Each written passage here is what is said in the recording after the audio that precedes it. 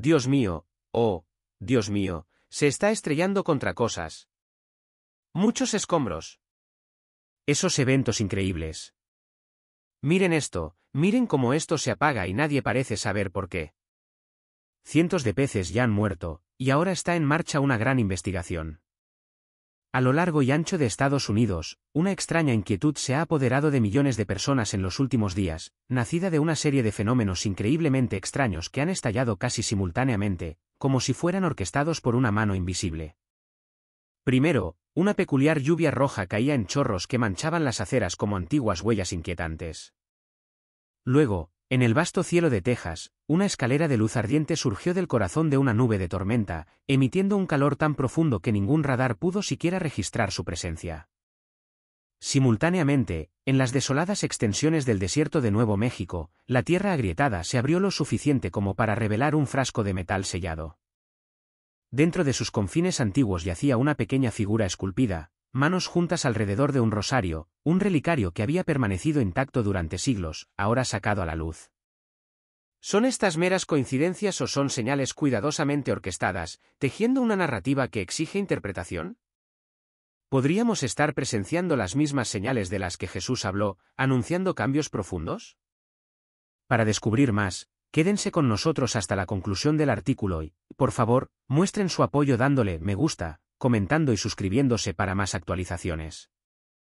En los estados del sur de Georgia, Florida y Kentucky, un fenómeno extraño ha cautivado a las comunidades, algo nunca antes visto. Una lluvia aparentemente normal, en cuestión de minutos, experimentó una transformación asombrosa. A medida que caían las primeras gotas, la gente rápidamente observó que el agua carecía de su claridad habitual, en cambio, cada gota estaba teñida de un rojo profundo e inquietante. Sobre los parabrisas, la lluvia pintaba largas rayas carmesí, evocando comparaciones inquietantes con el vino tinto, o incluso con la sangre. Muchos inmediatamente sacaron sus teléfonos para grabar la extraña vista. Un conductor desconcertado relató, honestamente, pensé que alguien había arrojado pintura roja sobre mi coche. Otro describió vívidamente, la lluvia que caía sobre mi piel dejó una aterradora línea roja. A medida que el vídeo que documentaba este inquietante fenómeno se difundía rápidamente por las plataformas de redes sociales, los laboratorios locales entraron en acción de inmediato, recolectando muestras para un análisis urgente. Sin embargo, los resultados solo sirvieron para profundizar la confusión del público. El enigmático tono rojizo no se atribuyó al polen estacional, ni fue causado por la presencia de algas rojas o bacterias que suelen encontrarse en la atmósfera. Los expertos descartaron rigurosamente la posibilidad de que el polvo sahariano, un culpable conocido de lluvias coloreadas en el pasado, hubiera sido arrastrado a través del océano. Todas las pruebas apuntaron concluyentemente a que el agua era simplemente lluvia ordinaria, salvo por un detalle desconcertante, contenía un pigmento rojo no identificado, que desafiaba los límites del conocimiento científico. Los meteorólogos, desesperados por una explicación, revisaron minuciosamente los datos del radar. Sin embargo, en el momento del fenómeno, el radar no había registrado ninguna materia inusual suspendida en el aire, ni polvo, ni polen, ni ninguna señal anómala. La evidencia sugería abrumadoramente que esta lluvia carmesí se había manifestado en completa desafianza de los principios meteorológicos conocidos. Para aumentar la creciente inquietud, un número creciente de testigos informó de un olor metálico distinto y potente que impregnaba el aire. Una persona comparó el olor con el de hierro recién raspado o sangre fresca, una descripción que amplificó aún más la sensación de presentimiento en la comunidad. Como la ciencia se encontró temporalmente sin una explicación clara, muchas personas comenzaron instintivamente a buscar respuestas en las páginas de la Biblia. El libro de Joel habla de la promesa de Dios de mostrar prodigios en los cielos y en la tierra, sangre, fuego y columnas de humo antes del día grande y terrible del Señor. Otros hicieron referencia al libro del Apocalipsis, que describe vívidamente las señales que preceden al fin de los tiempos, incluida la luna que se vuelve roja como la sangre. Aunque nadie se atrevió a declarar definitivamente que la lluvia roja era un cumplimiento directo de la profecía, surgió la creencia generalizada de que este fenómeno podría servir como una profunda advertencia, un mensaje conmovedor enviado directamente desde el corazón de la propia naturaleza. Para incontables creyentes, el aguacero carmesí sirvió como un recordatorio contundente y potente del ritmo acelerado del cambio global, lo que provocó una profunda introspección. Obligó a la gente a preguntarse si lo que antes parecía totalmente normal era, de hecho, simplemente un preludio de algo mucho más monumental. Y a medida que los últimos vestigios de lluvia roja desaparecían de las carreteras, una indeleble sensación de inquietud persistía, una convicción inquietante de que esto era solo el génesis de eventos profundos aún por desarrollarse. La inquietante pregunta que resonaba en sus corazones era contundente: si el propio cielo ha comenzado a cambiar sus colores, ¿qué otras transformaciones se avecinan en el horizonte? No bien las conversaciones se habían centrado en la enigmática lluvia roja, cuando otro fenómeno desconcertante emergió, amplificando la ansiedad predominante. En el vasto Panhandle de Texas, el cielo nocturno se encendió abruptamente cuando un colosal pilar de luz se irguió en medio de una oscura nube, como si hubiera sido colocado meticulosamente allí por una mano invisible. Aquellos que capturaron la escena con sus teléfonos relataron uniformemente el mismo detalle asombroso: numerosos puntos minúsculos de luz recorrían el eje del pilar, formando colectivamente la silueta inconfundible de una escalera de fuego que ascendía hacia los cielos. Lo que resultó más desconcertante para los expertos fue la total quietud de la nube de la que emanaba el pilar de luz. No se desplazaba ni giraba, ni cedía a los vientos predominantes, un estado de inmovilidad absoluta que desafiaba por completo todos los modelos meteorológicos establecidos. Curiosamente, algunos testigos afirmaron haber percibido un sonido débil y etéreo, similar a una inmensa puerta que se abría lentamente desde arriba. Al mismo tiempo, las cámaras infrarrojas, aunque registraron el espectáculo luminoso, no lograron detectar ninguna firma de calor que lo acompañara, lo que indicaba la presencia de luz sin fuego, una anomalía que hizo que el incidente fuera aún más enigmático. A medida que las imágenes de esta escalera celestial proliferaban, muchos creyentes recordaron de inmediato el pasaje bíblico del Éxodo, donde Dios guió a su pueblo por el desierto con una columna de fuego de noche. Otros trazaron paralelos con el sueño de Jacob en Génesis, donde vio una escalera que conectaba la tierra con el cielo, con ángeles ascendiendo y descendiendo por ella. Algunos incluso invocaron Ezequiel 1, que describe una luz ardiente que aparece en las nubes. Para estas personas, la visión trascendía un mero evento atmosférico inusual. Resonaba como una señal profunda, sugiriendo que algo de origen celestial se acercaba, una antigua advertencia que se manifestaba precisamente cuando el mundo comenzaba a temblar con sucesos inexplicables. Y a medida que el magnífico pilar de luz se disolvía lentamente de nuevo en la oscuridad inminente, surgió una nueva e inquietante pregunta: si los cielos se habían abierto una vez, ¿qué revelaciones o entidades podrían surgir a continuación de sus profundidades? Una ola inquietante de fenómenos acuáticos irrumpió en 3 estados distintos: Luisiana, Mississippi e incluso California. Los residentes se despertaron para encontrar vastos cardúmenes de peces congregados inusualmente en la superficie de ríos y lagos, mostrando claros signos de desorientación y flotando sin vida. Lo que más sorprendió a los observadores fue la brusquedad de este suceso, como si una perturbación repentina y poderosa hubiera barrido las aguas en un instante. Los informes locales detallaron cómo el agua, típicamente clara, se había vuelto turbia y efervescente, acompañada de un fuerte y penetrante olor metálico en el aire. Muchos describieron el olor como una reminiscencia de hierro o óxido, un marcado contraste con la frescura natural que generalmente se asocia con estas vías fluviales. Las agencias ambientales fueron enviadas rápidamente, analizando meticulosamente muestras de agua en busca de cualquier rastro de productos químicos, metales pesados, toxinas o fugas industriales. Sin embargo, cada prueba arrojó resultados desconcertantes: ningún contaminante, ninguna contaminación, ningún rastro discernible de nada que pudiera explicar la drástica alteración de la condición del río. En menos de 48 horas, el inquietante fenómeno se propagó a otros afluentes, como si el propio agua estuviera comunicando un mensaje terrible. En ciertas localidades, surgieron imágenes que mostraban cómo el agua adquiría un ligero tono rosado, coincidiendo inquietantemente con la aparición de las lluvias rojas en el sureste de Estados Unidos.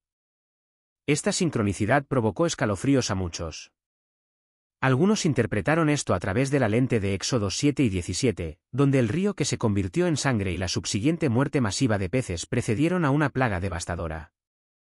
Otros recordaron Apocalipsis 8, 9, que describe vívidamente una era futura donde 1/3 de toda la vida marina perecería. Creyentes y escépticos por igual convergieron en una comprensión crucial: el río simboliza la vida misma. Cuando su color y olor experimentan una transformación tan radical, cuando la vida vibrante dentro de él se extingue en cuestión de minutos, significa una profunda perturbación, un trastorno que opera a un nivel más profundo e invisible. Y a la luz de las anomalías concurrentes en el cielo y en la tierra, una creciente aprensión se apoderó de ellos. Esto quizás no era simplemente un accidente natural, sino una potente advertencia inscrita directamente en el agua misma. Si desean seguir explorando los eventos subsiguientes, aún más extraños, aún más inexplicables, denle me gusta al vídeo, dejen un comentario y suscríbanse para no perderse la próxima parte. Durante un rutinario proyecto de construcción cerca de las estribaciones, los trabajadores encontraron una obstrucción inesperada bajo capas compactadas de tierra. Anticipando una tubería antigua o escombros desechados, continuaron excavando, descubriendo finalmente un cilindro de metal incrustado con un óxido verde intenso.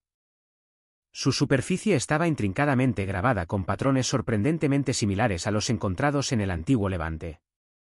A la llegada de los arqueólogos, quienes abrieron meticulosamente el objeto, su contenido asombró incluso a los expertos más experimentados, una pequeña figura exquisitamente esculpida, preservada en postura de oración, con las manos delicadamente unidas alrededor de un rosario representado con notable fidelidad. El arte y la artesanía eran diferentes a cualquier artefacto asociado con las culturas indígenas de la región. No se parecía a las reliquias coloniales españolas, ni se alineaba con los artefactos religiosos conocidos introducidos durante las primeras expediciones misioneras. El análisis de carbono solo sirvió para profundizar el enigma. El metal exhibió características consistentes con una antigüedad de entre 700 y 1200 años, anterior a cualquier presencia cristiana documentada en el suroeste de Estados Unidos. Aún más desconcertante fue el suelo circundante, densamente comprimido alrededor del contenedor, como si alguien lo hubiera enterrado deliberada y cuidadosamente, con la profunda esperanza de que permaneciera oculto hasta un momento mucho posterior y destinado.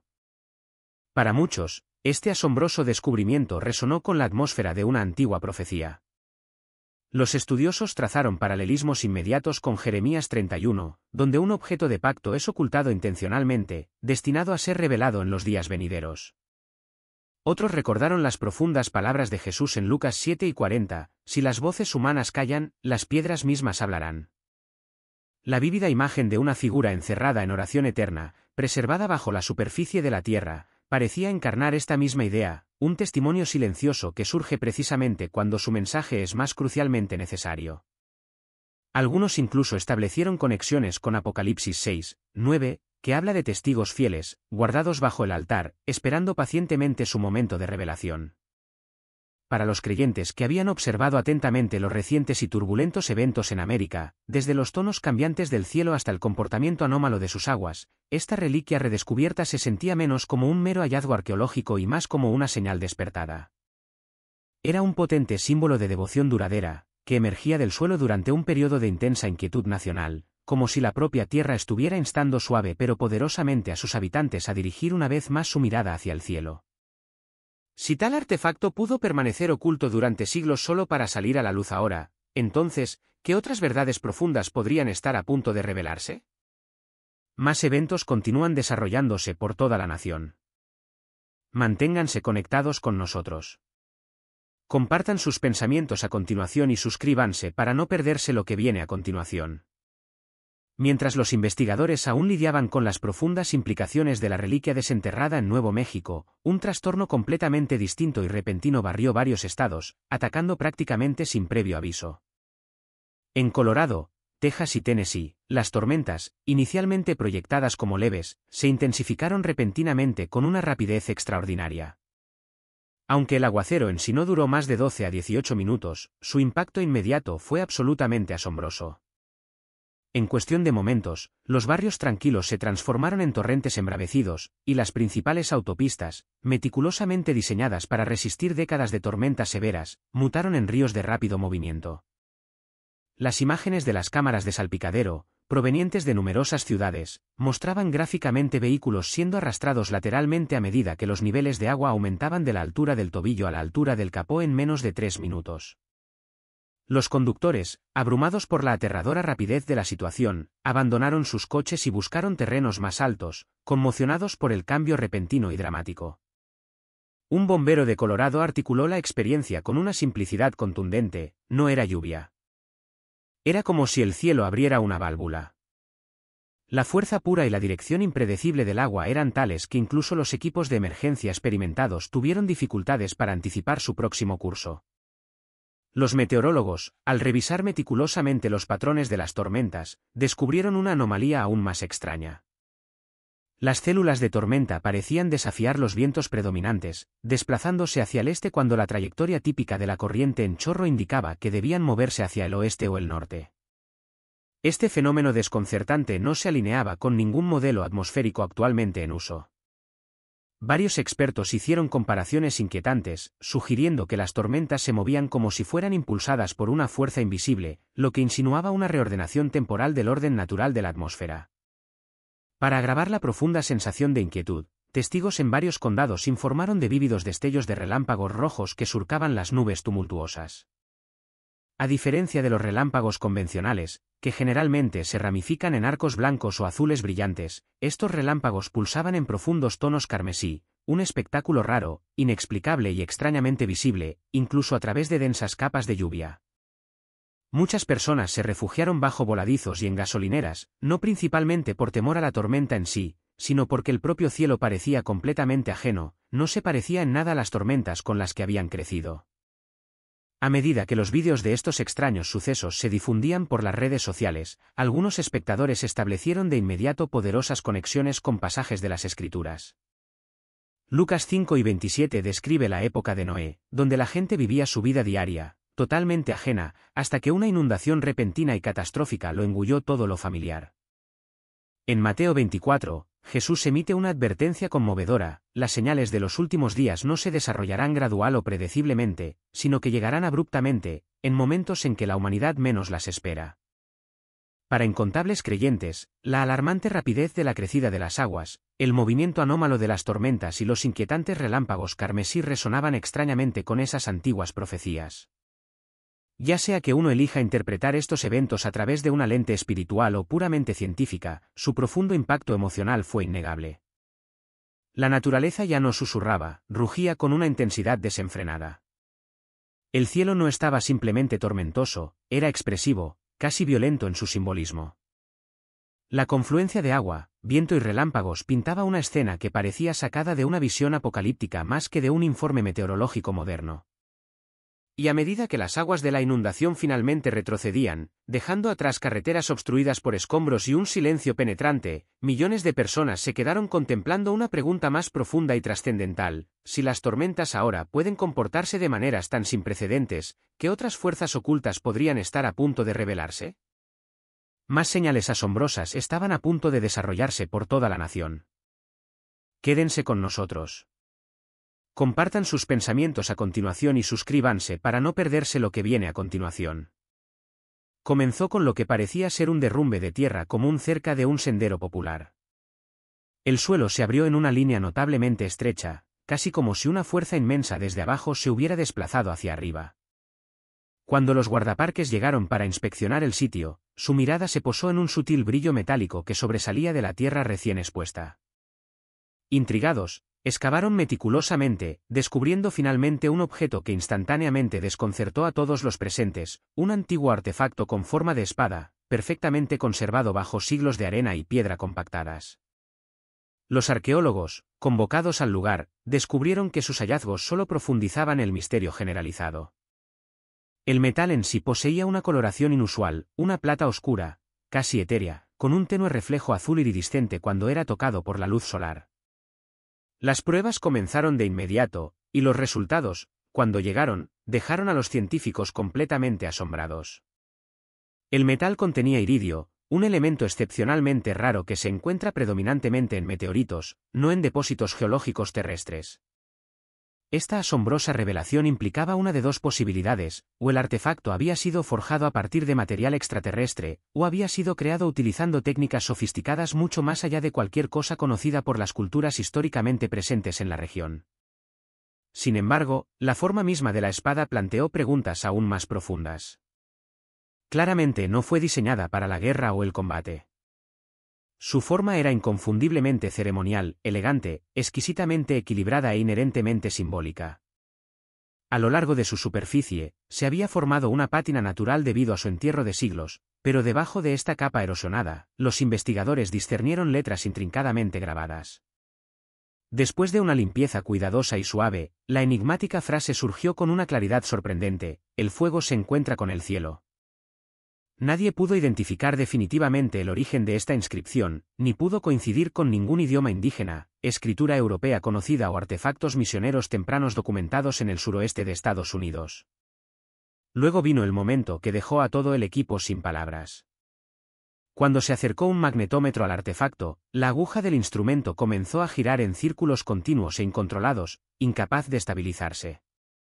Se probaron varios dispositivos diferentes, cada uno reaccionando exactamente de la misma manera anómala. Algo intrínseco dentro del metal estaba generando una perturbación magnética extraordinaria, posiblemente un remanente energético persistente de sus orígenes meteóricos. Un investigador describió vívidamente la sensación cerca de la espada como estar de pie junto a un motor silencioso, zumbando con una energía que se sentía completamente ajena al tranquilo paisaje desértico que lo rodeaba. Rápidamente, el foco de la conversación se desvió de la arqueología a una profunda contemplación teológica. Muchos estudiosos invocaron de inmediato Génesis 3 y 24, que describe la espada de fuego empuñada por el ángel colocado a la entrada del jardín del Edén. Otros hicieron referencia a Apocalipsis 7 y 15, donde una espada afilada se representa como un instrumento de justicia divina. El Salmo 149 habla de las armas que el Señor emplea para cumplir sus propósitos. Si bien nadie propuso que el objeto fuera literalmente la espada de las Escrituras, su poderoso simbolismo era imposible de ignorar: un material celestial, forjado en una forma sagrada, oculto bajo la superficie de la tierra hasta un momento crucial en que el mundo ya estaba conmocionado por señales inexplicables en el cielo y el agua. Para los creyentes que presenciaban estos eventos desarrollarse, el descubrimiento resonó menos como una antigua reliquia y más como un profundo mensaje que surgía de las profundidades, un mensaje moldeado no para la violencia, sino como una solemne advertencia. Si una espada forjada a partir de los propios fragmentos del cielo ha salido ahora a la luz, la pregunta se vuelve ineludible: ¿para qué momento profundo de la historia nos está preparando esto? Más eventos extraordinarios esperaban justo más allá del horizonte. Quédense conectados con nosotros, compartan sus pensamientos perspicaces y suscríbanse para no perderse lo que viene a continuación. Justo cuando los investigadores en Arizona se esforzaban intensamente por comprender los misterios de la espada forjada en meteorito, otro fenómeno absolutamente impresionante se manifestó a cientos de kilómetros de distancia, esta vez adornando los cielos sobre Florida. Comenzó con un puñado de residentes que salieron al exterior durante una tarde serena, observando un brillo inusual y suave que comenzaba a formarse detrás de una delicada capa de nubes delgadas. Inicialmente, la luz apareció como nada más que un suave destello.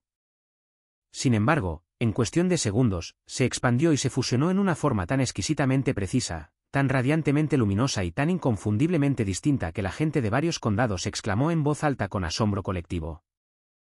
Dos alas colosales y brillantes se extendieron por la vasta extensión del cielo, cada una perfectamente simétrica, curvadas con gracia y suspendidas con una quietud etérea, como si fueran sostenidas en su lugar por una presencia invisible y divina.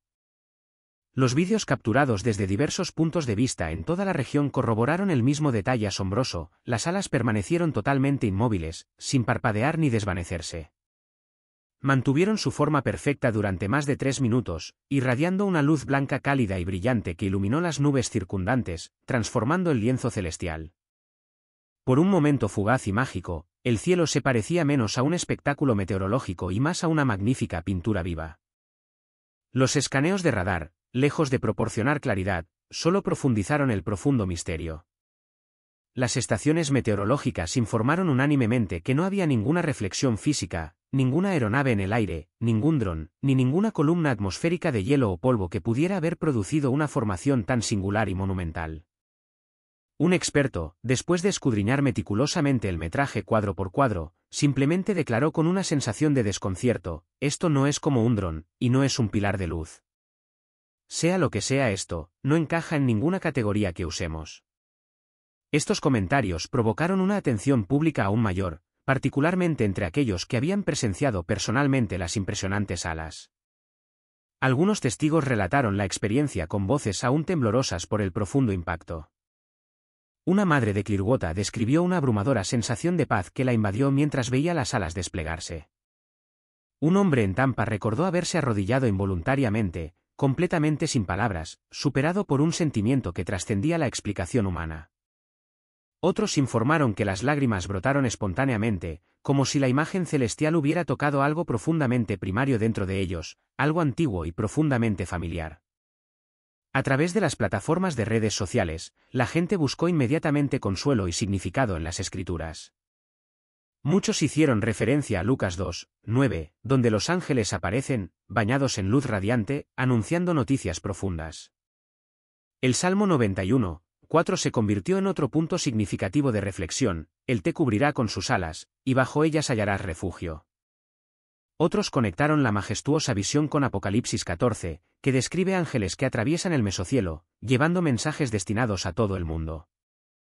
Ya sea interpretado espiritual o simbólicamente, la imaginería tenía un peso inconfundible para los creyentes. El fenómeno no se sintió aleatorio, se sintió profundamente intencionado. La aparición de alas, reconocidas universalmente como un potente símbolo de protección, guía e intervención divinas, surgió durante una temporada en la que la nación ya estaba profundamente conmovida por una serie de extrañas señales que se manifestaban en el cielo, el agua y la tierra. Era como si los cielos mismos estuvieran entregando un recordatorio solemne: los mensajeros son invariablemente enviados antes de momentos significativos, y las señales con frecuencia preceden a los puntos de inflexión críticos en la historia. Y a medida que las magníficas alas se disolvían lentamente de nuevo en las nubes, dejando atrás una tranquila tarde en Florida, una pregunta resonaba profundamente entre millones de personas que observaban desde sus pantallas y patios traseros: si el cielo ahora está comenzando a entregar mensajes, ¿qué mensaje primordial está a punto de llegar a continuación? Manténganse conectados, compartan sus perspectivas perspicaces y suscríbanse para no perderse la narrativa que se avecina. En todo Estados Unidos, una sorprendente cascada de descubrimientos ha salido a la luz con tanta proximidad que incluso los escépticos más resueltos admiten que el momento se siente antinaturalmente sincronizado. En el lapso de una sola temporada, lluvias sin precedentes impregnaron el paisaje con colores inusuales. Los cielos revelaron formas radiantes, espectáculos nunca vistos en la memoria moderna. Los ríos se comportaron de maneras que desafiaron la ciencia. Y objetos, largamente ocultos bajo la superficie de la Tierra, salieron a la vista como si hubieran estado esperando un momento preciso y predeterminado para ser encontrados. Individualmente, ninguno de estos eventos por sí solo poseería el poder de sacudir verdaderamente a una nación. Sin embargo, cuando se yuxtaponen, cuando se desarrollan con una sincronicidad casi preternatural, convergen para formar una imagen que exige imperativamente atención. Y es precisamente este tipo de patrón o múltiples señales que aparecen simultáneamente de lo que las Escrituras hablan al delinear los momentos previos a la intervención divina. Jesús no proclamó que una sola señal anunciaría su regreso, más bien, afirmó que numerosas señales se manifestarían concurrentemente, superpuestas y convergentes, formando un mensaje único e inconfundible para aquellos que tienen discernimiento para ver y sabiduría para escuchar. En Mateo 12:33, Jesús declara inequívocamente: cuando vean todas estas cosas, sepan que el tiempo está cerca, a las puertas. Estas no eran palabras diseñadas para infundir miedo, sino para cultivar un profundo sentido de conciencia. Él enfatizó la palabra crucial todas porque es la combinación colectiva de estos eventos, no cualquier fenómeno aislado, lo que sirve como señal inconfundible para el desarrollo de una línea de tiempo profética mayor. Así como la higuera anuncia de manera confiable la llegada del verano no por una sola hoja, sino por un patrón consistente de hojas, así también los últimos días se revelan a través de un rico tapiz de señales convergentes, en lugar de incidentes singulares y aislados. Lucas 9:28 añade una capa adicional de urgencia: cuando estas cosas comiencen a suceder, pónganse de pie y levanten la cabeza, porque su redención está cerca. Notablemente, Jesús no nos instruye a esperar hasta que todo se haya desarrollado completamente, más bien, señala su inicio, los primeros temblores, los destellos iniciales del calendario divino, como razón suficiente para dirigir nuestra mirada al cielo. El llamado aquí no es a retirarse con pánico, a esconderse o a participar en especulaciones descabelladas. En cambio, es un llamado a reconocer que la historia se mueve inexorablemente hacia una profunda culminación, un clímax del que Dios ha hablado durante milenios. A lo largo de los textos sagrados de la Escritura, Dios ha empleado con frecuencia el mundo natural como un medio para comunicarse con la humanidad. Los cielos mismos señalaron el nacimiento milagroso de Cristo con una estrella guía que los magos siguieron meticulosamente. La tierra misma convulsionó durante su crucifixión, y el sol mismo se retiró a la oscuridad al mediodía.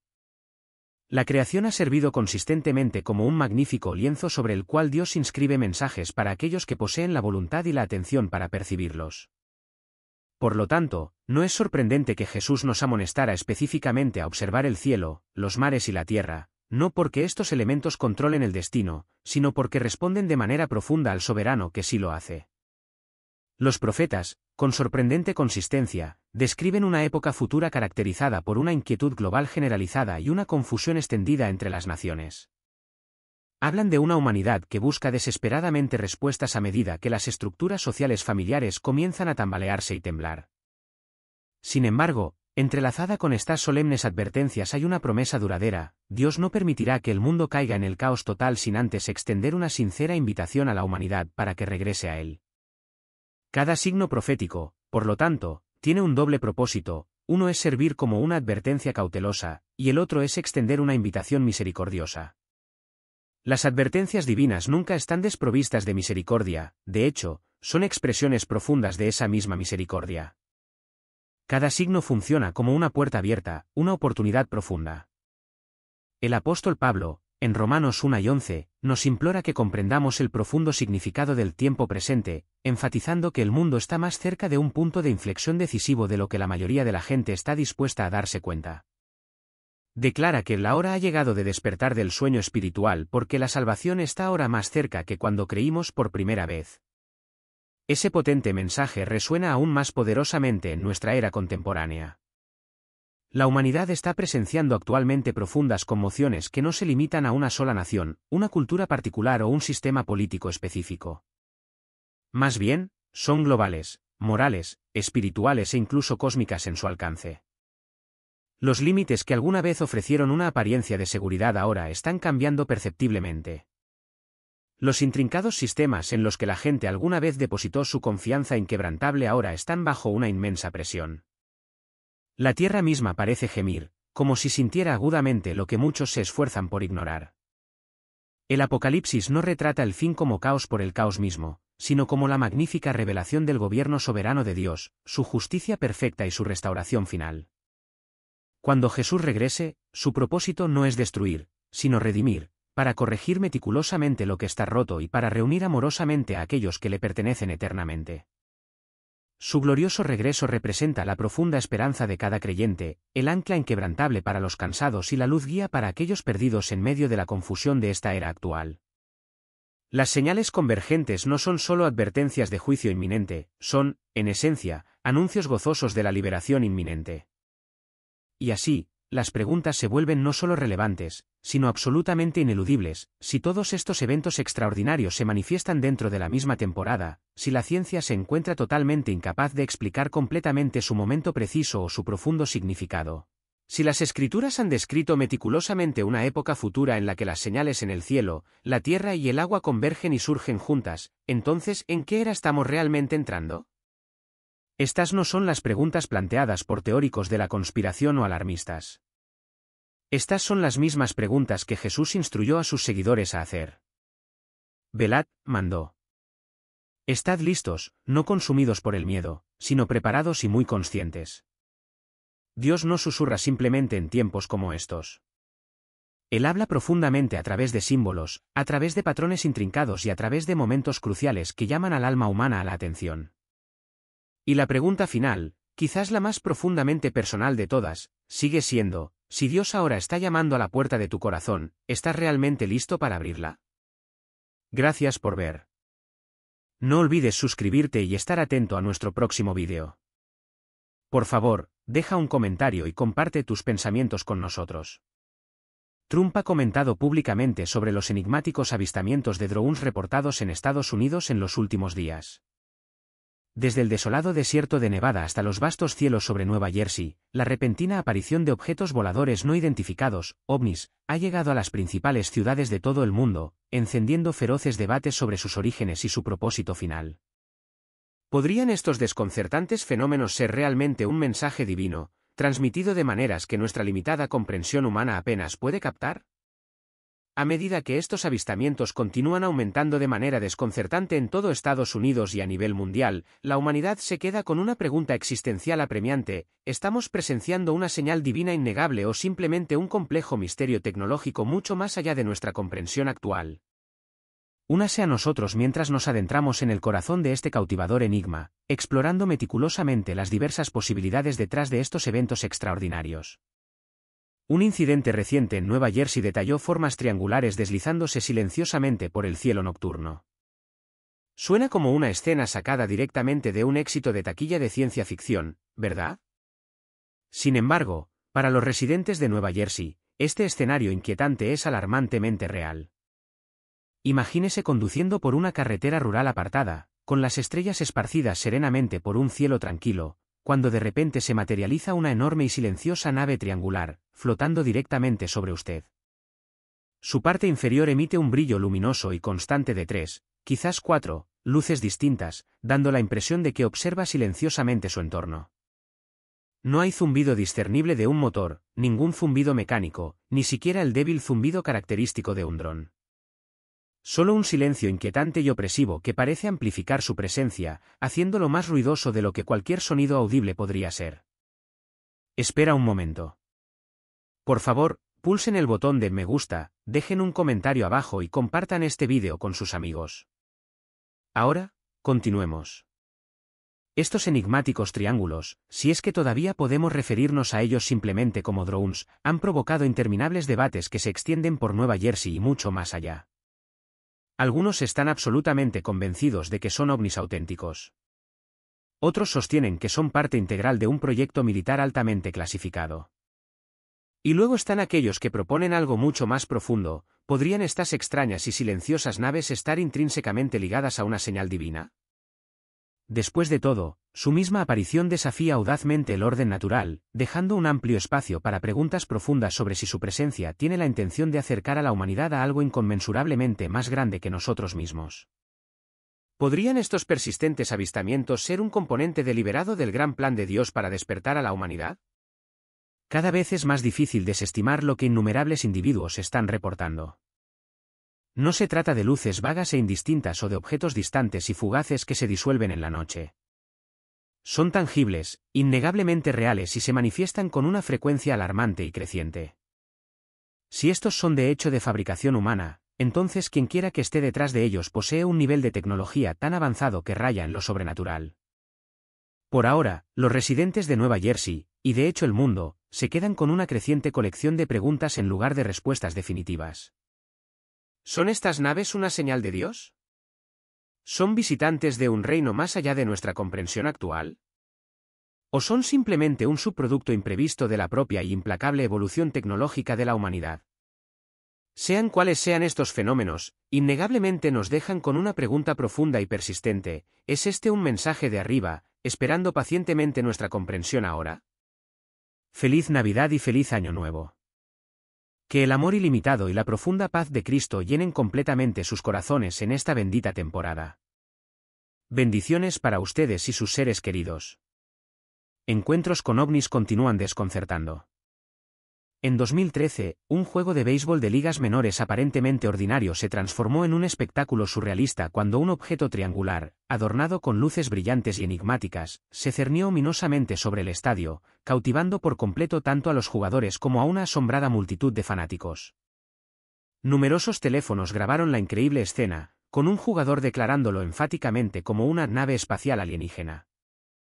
¿Era, de hecho, un ovni genuino? En la mañana del 9 de octubre de 2019, una visita rutinaria a un centro comercial en Panamá se transmutó en un evento extraordinario e inolvidable.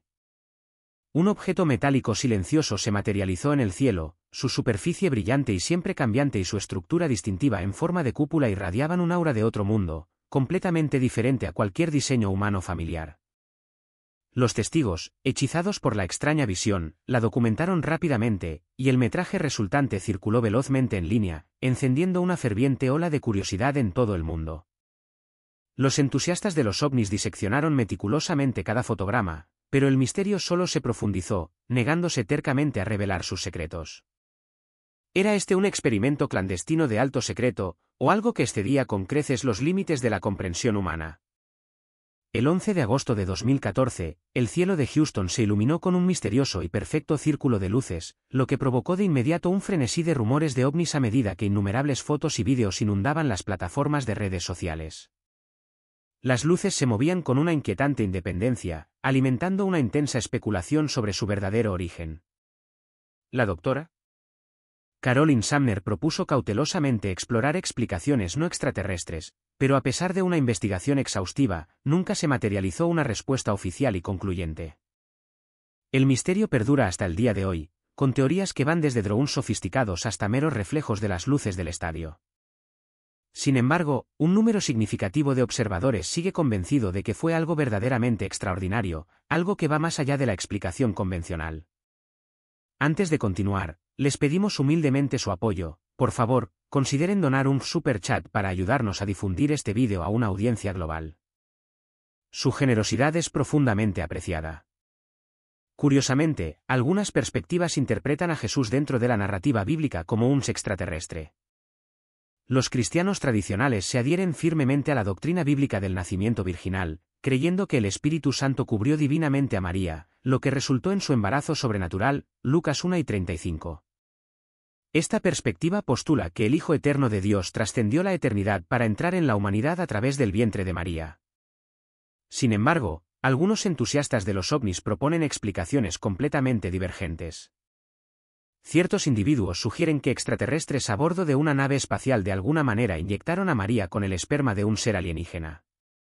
Otros incluso postulan que el ángel Gabriel, como se describe en los Evangelios, era en realidad un científico alienígena que realizó una inseminación artificial en María para concebir a Jesús. En tal escenario, María técnicamente aún podría considerarse virgen, al no haber tenido nunca una relación física con un compañero humano.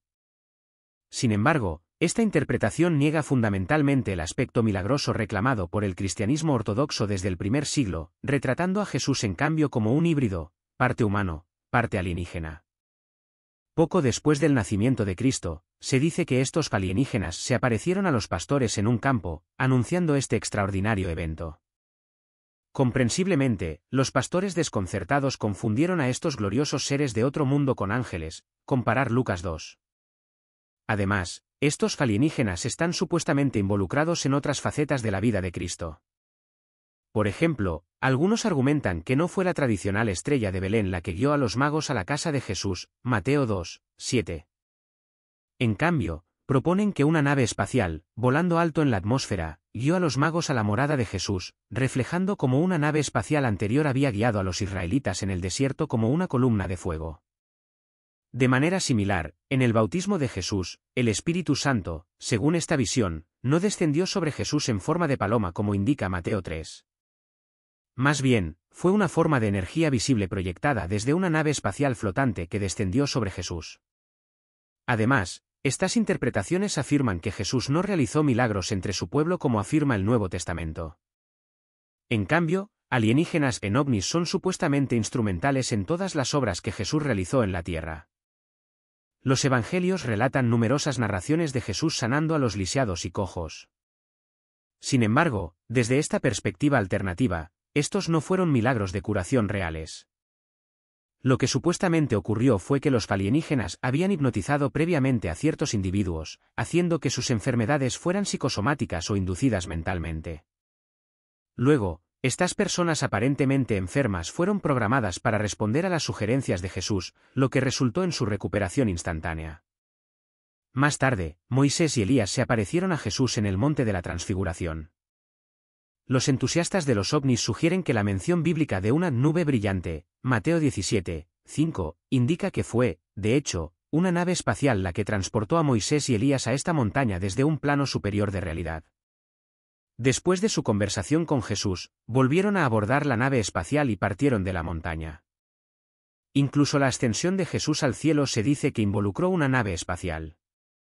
El texto bíblico afirma, habiendo dicho esto, fue alzado ante los ojos de ellos, y una nube lo recibió y lo ocultó de su vista, Hechos 1, 9.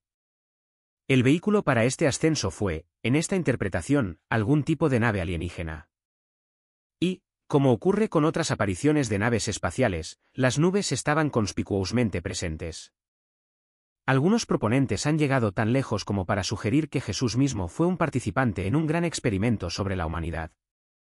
¿Y si la profunda verdad finalmente revelara que los extraterrestres son, de hecho, los mismos dioses de la Biblia? Que son seres omnipotentes que existieron en la Tierra en la antigüedad, ejecutaron sus intrincados planes, partieron y ahora regresan para volver a interactuar con su tecnología avanzada. Imaginen si estuvieron presentes hace 2000 años, luego se embarcaron en viajes interestelares a una velocidad cercana a la de la luz, lo que provocó que el tiempo se ralentizará para ellos mientras milenios pasaban para los que dejaron atrás en la Tierra. Potencialmente podrían ser las mismas entidades que estuvieron presentes en la época de Jesús, dejándolo a él u a otros líderes espirituales atrás, y ahora regresan para evaluar el desarrollo de su gran diseño. En cualquier caso, asegúrense de darle me gusta y suscribirse al canal para más vídeos cautivadores. Recuerden, siempre tienen derecho a expresar su opinión personal. Ahora, volvamos al contenido principal. Se sugiere que hay más pruebas de que la morada de Dios no pertenece a la Tierra. Recientemente, científicos de la NASA quedaron asombrados por las imágenes del telescopio espacial Hubble que mostraban una ciudad blanca masiva en el espacio. Las imágenes, accidentalmente hechas públicas, mostraban una escena cósmica con torres, cuevas y estructuras que se asemejaban a edificios hechos por el hombre, lo que provocó una intriga global. Apodada la Ciudad de Dios, esta estructura luminosa se extendía miles de millones de kilómetros y aparecía como una metrópolis mítica que emitía un brillo etéreo. Un análisis posterior reveló que la ciudad no estaba estacionaria, sino que se movía con las galaxias, siguiendo las leyes de la teoría del Big Bang. Curiosamente, la Tierra parecía alejarse de este centro cósmico. Los supuestos hallazgos de la NASA también incluían ángeles, seres de color naranja brillante capturados cerca de la ciudad y dentro de un cúmulo estelar de 3.000 millones de años de antigüedad. ¿Podría la humanidad establecer una conexión directa con Dios? Los avances de la ciencia moderna pueden, algún día, impulsarnos a territorios inexplorados donde se despliegan los profundos misterios de la existencia y las verdades divinas podrían estar tangiblemente a nuestro alcance. La noción de un futuro donde los ángeles y los propios hijos de Dios nos saluden ya no se limita únicamente al reino de la fantasía. Quizás establecer una conexión con tales reinos divinos sea meramente cuestión de tiempo, quizás dentro de 400 o 500 años. Si bien no podemos predecir el momento o la manera precisos, la tentadora posibilidad de tal encuentro persiste innegablemente. Mateo 24, 36-44 ofrece un recordatorio solemne y crucial con respecto a ese día y hora específicos, pero de aquel día y de la hora nadie sabe, ni siquiera los ángeles del cielo, sino solo el Padre. Velad, pues, porque no sabéis en qué día vendrá vuestro Señor. Por tanto, también vosotros estad preparados, porque el Hijo del Hombre vendrá a la hora que no pensáis. A primera vista, estos versículos parecen subrayar la incognoscibilidad inherente del regreso de Jesús. Sin embargo, no sugieren definitivamente que este conocimiento permanecerá oculto eternamente. Muchos eruditos bíblicos sostienen que Jesús, ahora glorificado en el cielo, de hecho conoce el tiempo señalado de su regreso. La frase, ni el Hijo, pronunciada durante su ministerio terrenal, no necesariamente excluye la posibilidad de que este conocimiento pueda ser revelado divinamente en algún momento futuro. Hechos 1:7 refuerza aún más este concepto. Él les respondió: no os toca a vosotros saber los tiempos o las sazones que el Padre puso en su exclusiva potestad. Esta fue la respuesta de Jesús a la pregunta de sus apóstoles sobre la restauración del reino a Israel, afirmando enfáticamente que tales asuntos pertenecen únicamente al dominio soberano de Dios, no al nuestro. Esto da lugar a otra pregunta crucial: ¿se refieren estos pasajes específicamente al rapto, a la segunda venida, o abarcan ambos eventos? Si bien el momento preciso del rapto permanece envuelto en misterio, la segunda venida está entrelazada con líneas de tiempo proféticas. Sin embargo, incluso dentro del marco de la profecía del fin de los tiempos, el momento exacto sigue siendo elusivo a una predicción específica. Lo que sí comprendemos es abundantemente claro: Dios no ha revelado deliberadamente la fecha del regreso de Jesús, y la Biblia desaconseja explícitamente cualquier intento de descubrirla. Mateo 24, 36-44 imparte un principio fundamental y más amplio: el regreso de Jesús es, en última instancia, incognoscible para la humanidad, lo que nos impulsa a mantener una vigilancia constante. Como el versículo 42 establece explícitamente: manténganse despiertos, porque no saben en qué día vendrá su Señor.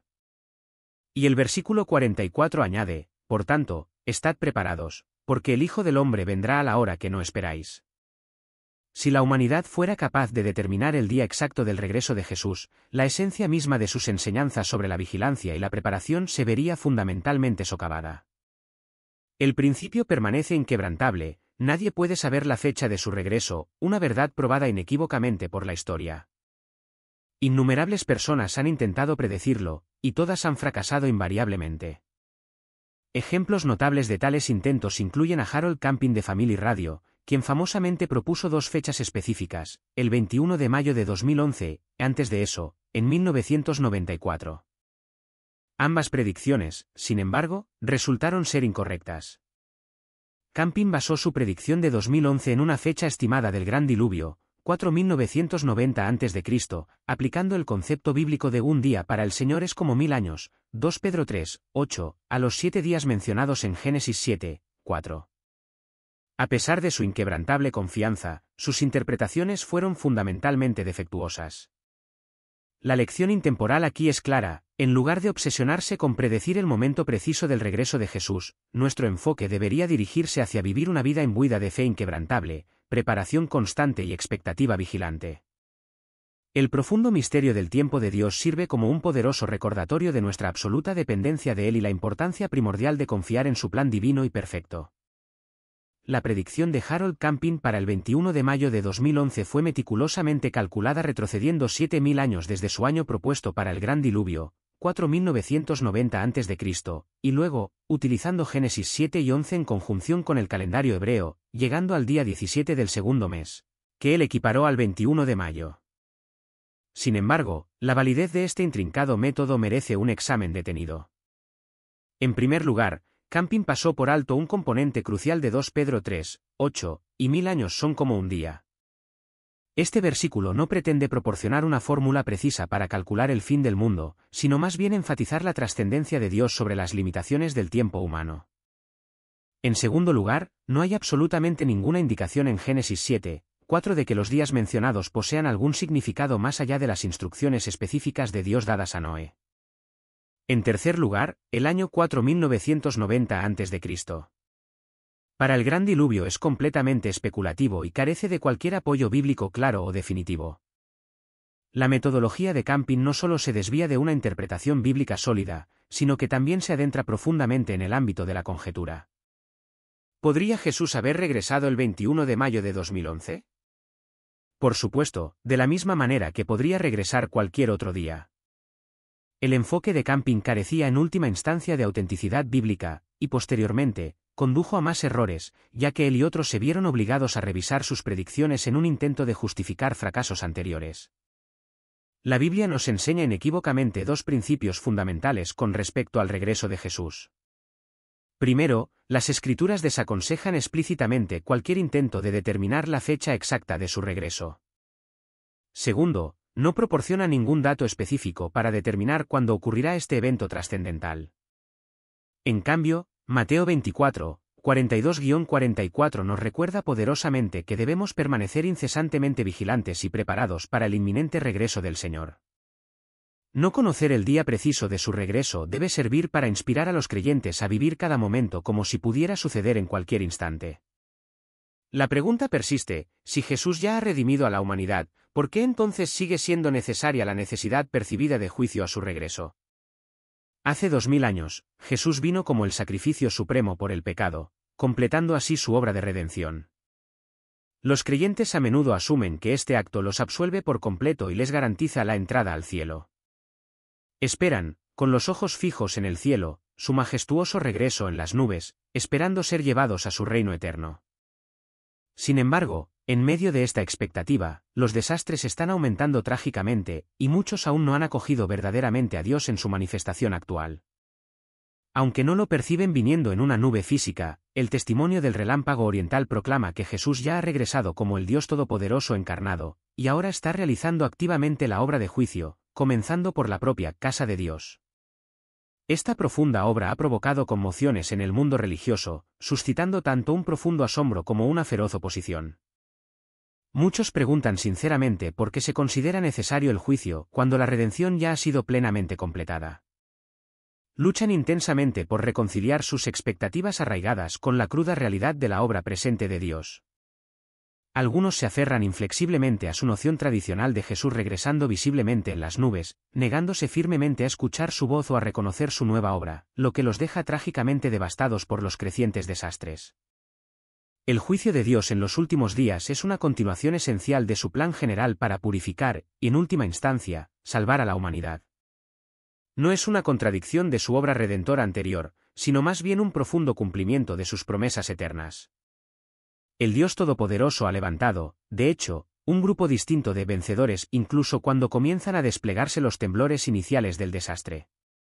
Mientras tanto, aquellos dentro del mundo religioso tradicional quedan sumidos en un profundo lamento, incapaces de comprender por qué no fueron arrebatados.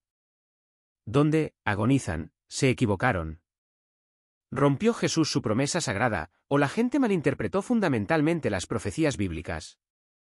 Muchos malinterpretaron profundamente, esperando que Dios apareciera precisamente de la manera en que lo habían imaginado, en lugar de buscar diligentemente su voz y acoger humildemente su presencia real. La Biblia predice explícitamente dos eventos interconectados, el glorioso regreso del Señor y el solemne juicio en los últimos días. Estos eventos no son ocurrencias separadas, sino partes integrales de una misión divina singular. Dios ha vuelto a la carne para completar meticulosamente su obra, y aquellos que sinceramente lo busquen y verdaderamente lo reconozcan serán parte esencial de su plan eterno. ¿Qué, entonces, entendemos verdaderamente sobre el juicio final? ¿Qué sucede precisamente en el día del juicio? En Judas 14-15, Enoc, la séptima generación desde Adán, describió una crisis horrible que aún está por venir, mucho más intensa y devastadora que cualquier terremoto. Este es el juicio del Señor. Enoc profetizó: «He aquí, el Señor viene con millares y millares de sus santos para juzgar a todos, y para convencer a todos los impíos de todas sus obras impías que han hecho impíamente, y de todas las palabras duras que los pecadores impíos han hablado contra él». Permítanme resumir concisamente la profunda afirmación que Judas transmite: Dios se siente atraído por una vida piadosa y totalmente repelido por una vida impía. Pablo comunica la misma profunda verdad en 2 Corintios 2 y 15 y 16. Dios declara que una vida cristiana verdaderamente hermosa emite un aroma dulce y agradable, que asciende agradablemente a sus narices, mi paráfrasis. O, para ofrecer una analogía alternativa, una vida cristiana hermosa es como la fragancia tentadora de un jugoso bistec chispeando en la barbacoa. ¿Qué, entonces, es lo opuesto a ese atractivo aroma a la parrilla? Lo sé con precisión. Mi esposa, Julie, y yo regresamos una vez a casa de vacaciones solo para abrir la puerta de nuestra nevera, y descubrir que el compresor había fallado al menos 2 semanas antes. El olor pútrido y a carne en descomposición que nos asaltó era completamente abrumador. Literalmente tuvimos que atarnos pañuelos sobre la cara solo para acercarnos a la puerta abierta. ¿Cuál es el verdadero significado del día del juicio? Entonces, ¿qué les sucede a los impíos, aquellos que se niegan firmemente a seguirlo, eligiendo en cambio actuar egoístamente según sus propios deseos malignos? Judas se remonta a una profecía pronunciada por Enoc, una figura separada de Adán por solo 7 generaciones. Esta antigua profecía fue pronunciada aproximadamente 900 años antes del cataclismo mundial del diluvio. 4 veces distintas dentro de este pasaje, Judas cita directamente a Enoc, empleando la potente palabra impío. La reitera con tanta frecuencia que resulta una lectura bastante incómoda. Sin embargo, su profundo significado es inconfundible. Esta palabra contundente describe un colapso moral y espiritual total. El contraste llamativo aquí se establece entre estas personas impías que existieron antes del diluvio y el propio Enoc. Enoc fue un hombre verdaderamente piadoso. Este hombre piadoso fue elegido divinamente para pronunciar el juicio profético sobre la población impía. La historia de Enoc se encuentra en Génesis 5, 21-24, vivió Enoc 65 años, y engendró a Matusalén. Y anduvo Enoc con Dios, después que engendró a Matusalén, 300 años, y engendró hijos e hijas.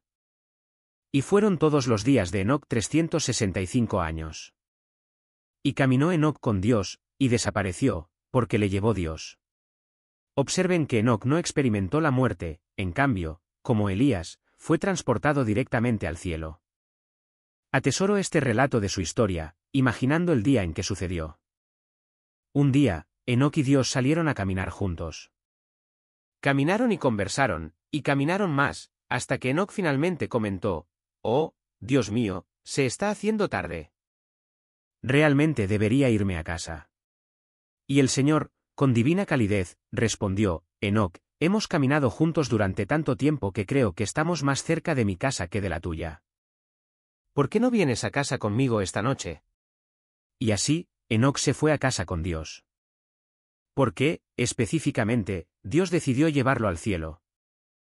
Hebreos 11:5 declara elocuentemente: «Por la fe Enoc fue traspuesto para no ver muerte, y no fue hallado, porque lo traspuso Dios, y antes de ser traspuesto, tuvo testimonio de haber agradado a Dios».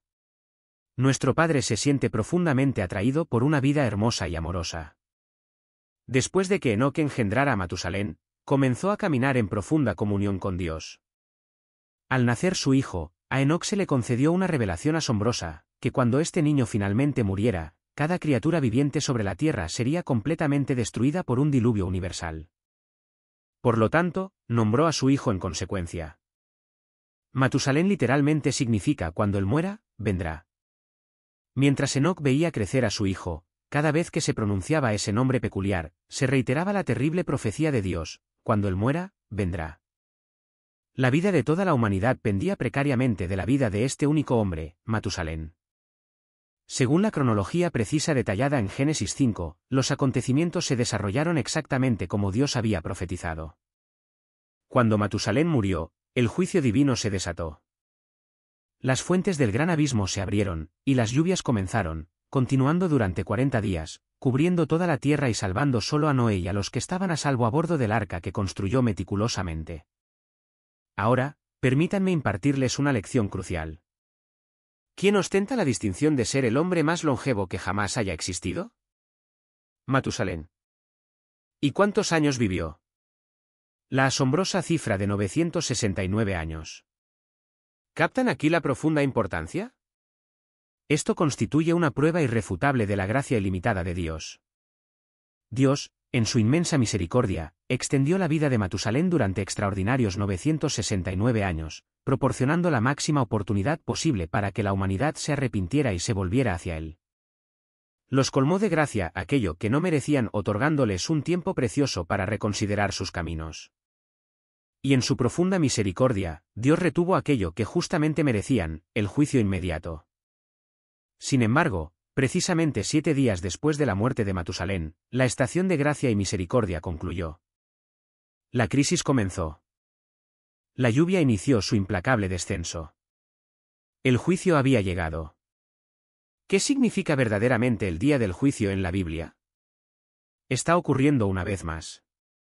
Segunda de Pedro 3:9 proclama: «El Señor no tarda su promesa, según algunos la tienen por tardanza, sino que es paciente para con nosotros, no queriendo que ninguno perezca, sino que todos procedan al arrepentimiento».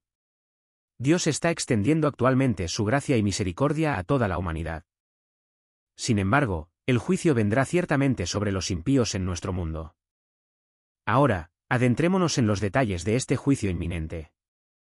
Volvamos a Judas 14:15, de estos también profetizó Enoc, séptimo desde Adán, diciendo: «He aquí, el Señor viene con sus santas decenas de millares, para hacer juicio contra todos, y dejar convictos a todos los impíos de todas sus obras impías que han hecho impíamente, y de todas las cosas duras que los pecadores impíos han hablado contra él».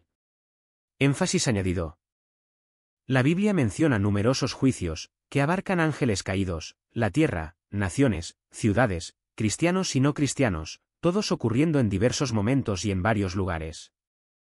Aquí, Judas alude específicamente a lo que los teólogos se refieren como el juicio del gran trono blanco, vívidamente descrito en Apocalipsis 20:11-15. El apóstol Juan escribe: «Y vi un gran trono blanco y al que estaba sentado en él, de cuya presencia huyeron la tierra y el cielo, y ningún lugar se encontró para ellos. Y vi a los muertos, grandes y pequeños, de pie ante el trono, y se abrieron unos libros, y se abrió otro libro, que es el libro de la vida, y los muertos fueron juzgados por las cosas que estaban escritas en los libros, según sus obras. Y el que no se halló inscrito en el libro de la vida fue lanzado al lago de fuego». El libro de la vida funciona como un registro completo de todas las personas que conciliaron sus casos con Dios antes de su muerte física. Las palabras de Juan implican claramente que ningún verdadero cristiano enfrentará el juicio del gran trono blanco. Los cristianos ya han resuelto su caso fuera de los tribunales con Dios hace mucho tiempo. Sin embargo, si su nombre no está registrado en el libro de la vida, será juzgado rigurosamente en función de su comportamiento durante su vida terrenal. Dios examinará meticulosamente los libros de obras que detallan su vida.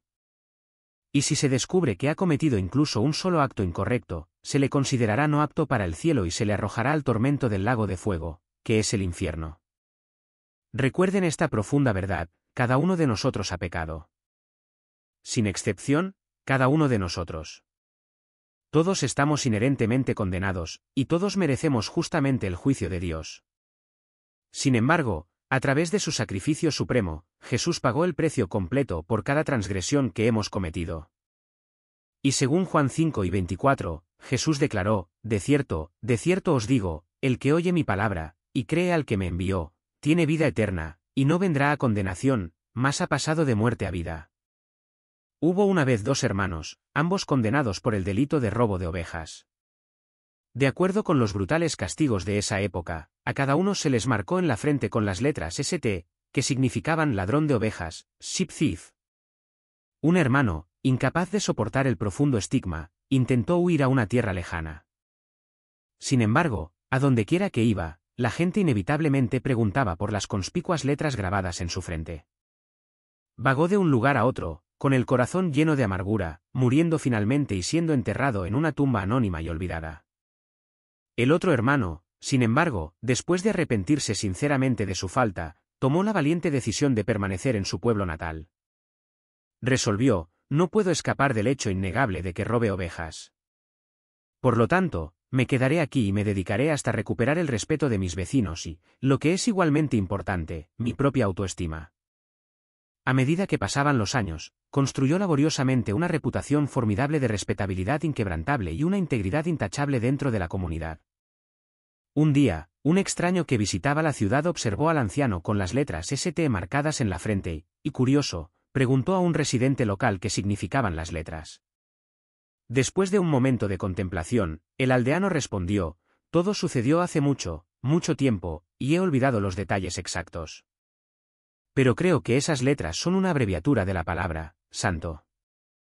Sí. Esta conmovedora narrativa ilustra bellamente la gracia y la misericordia de Dios, meticulosamente diseñadas para transformarnos de la impiedad del pecado en individuos de profundo honor y belleza en su divina presencia. Durante mis años de adolescencia, mi hermana menor y yo ideamos ingeniosamente un astuto sistema para navegar las a menudo peligrosas aguas de la disciplina parental. Cada vez que me encontraba en problemas, enfrentando un castigo inminente, primero hablaba con ella antes de atreverme a poner un pie dentro de la casa. Ella se apresuraba a mi encuentro, susurrándome con urgencia: escucha, mamá y papá saben que estuviste en la fiesta de Jai. No mientas. Simplemente admítelo directamente. Eso podría incluso reducir tu castigo. Agradecido por su valiosa información, yo respondía: gracias, Dupsy. Recuerda, si las cosas se complican demasiado, comienza a llorar por mí exactamente como lo planeamos. Asegúrate de llorar antes de que papá siquiera piense en sacar el bastón, y llora fuerte. Las lágrimas de mi hermana, muy apreciadas por nuestros padres, a menudo funcionaban como un milagroso encanto, librándome de las consecuencias más severas. Este arreglo resultó notablemente efectivo hasta que mi hermana maduró y comenzó a exigir un pago por sus actuaciones emocionales. En ese momento, nuestra asociación estratégica, lamentablemente, se disolvió. Hoy en día, soy un hombre adulto y, afortunadamente, ya no necesito tales intervenciones astutas. Sin embargo, como esposo, admito que a veces me encontré empleando una estrategia bastante similar después de discutir con mi esposa. La mayoría de las veces, resultó completamente ineficaz. Su respuesta cortante, típicamente un simple ok desprovisto de cualquier emoji, era una señal clara de que ciertamente no me había librado. Afortunadamente, su amor perdurable y su profundo perdón prevalecieron constantemente, y generalmente nos reconciliábamos en 1 o 2 días. Hablando de hablar con alguien, ¿sabían que existe un sistema de hablar con alguien espiritual diseñado para evaluar su posición ante Dios? El libro de Primera de Juan ofrece una profunda metodología para evaluar si su fe es verdaderamente auténtica o meramente superficial, como una semilla sin raíz que se marchita rápidamente. Juan escribe: «Estas cosas os he escrito a vosotros que creéis en el nombre del Hijo de Dios, para que sepáis que tenéis vida eterna».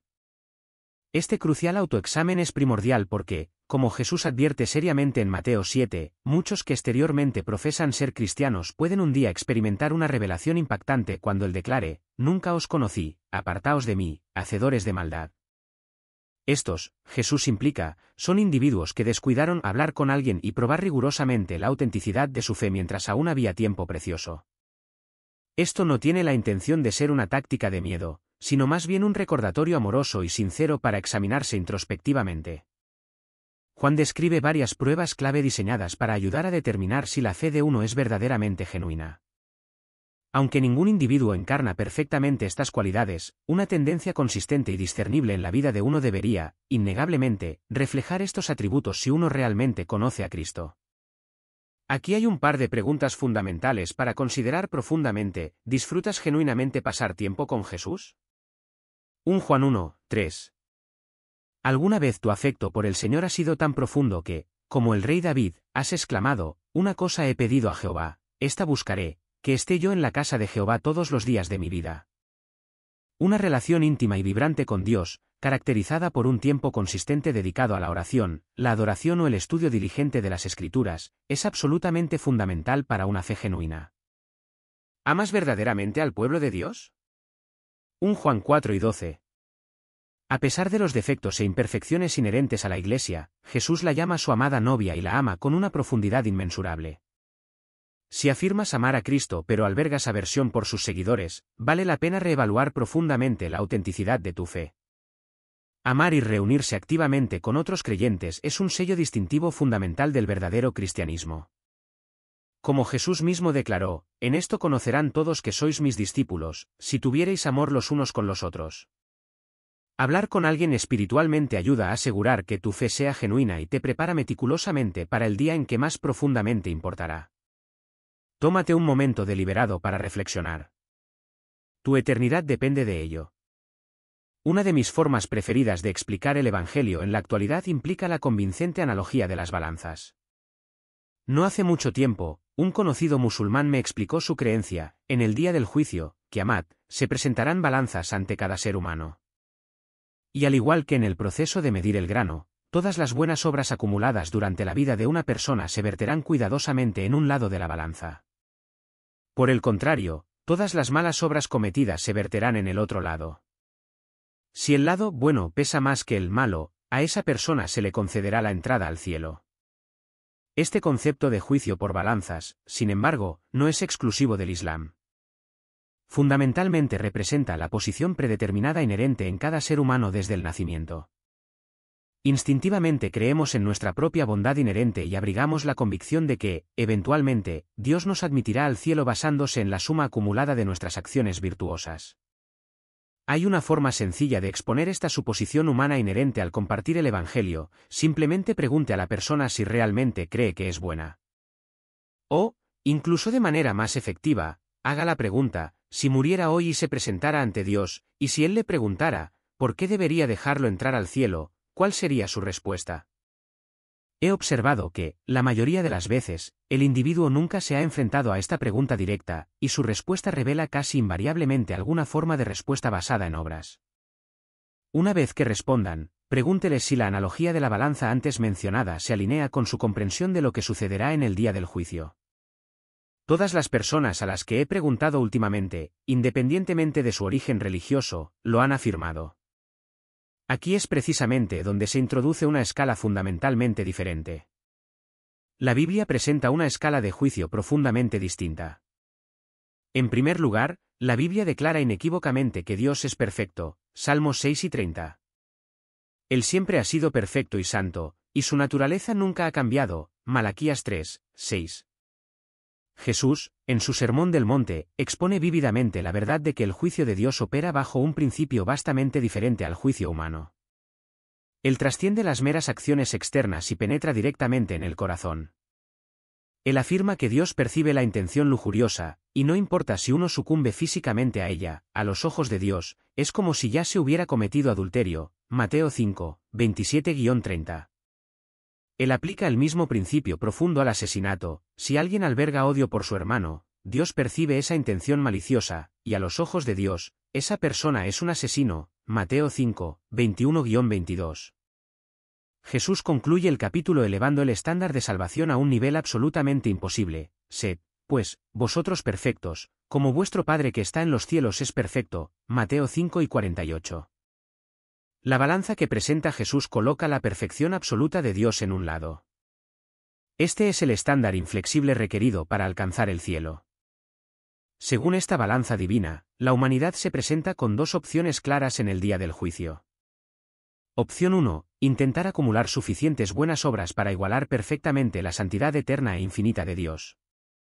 Si elige este camino, Dios, en su justicia inquebrantable, lo consumirá en su orgullo y lo arrojará al infierno, porque Él es demasiado justo y santo para permitir que un pecador entre al cielo. Opción 2. Depositar su completa confianza en Jesucristo para que sea su Salvador. Solo Él califica para tomar su lugar, pero solo porque tres verdades fundamentales sobre Él son innegables. Primero, Él es completamente Dios y completamente hombre. Colosenses 2, 9. La única forma en que puede mediar verdaderamente por la humanidad, 1 Timoteo 2, 5, es si Él mismo es hombre. Y la única forma en que puede igualar perfectamente la santidad de Dios es si Él es un Dios increado y siempre existente. Segundo, vivió una vida impecablemente perfecta, 1 Pedro 2:22, y murió voluntariamente en la cruz por sus pecados, 1 Pedro 3:18, tomando sobre sí mismo la feroz ira de Dios que usted merecía justamente, 2 Corintios 5:21. Tercero, no permaneció muerto, Romanos 1:54.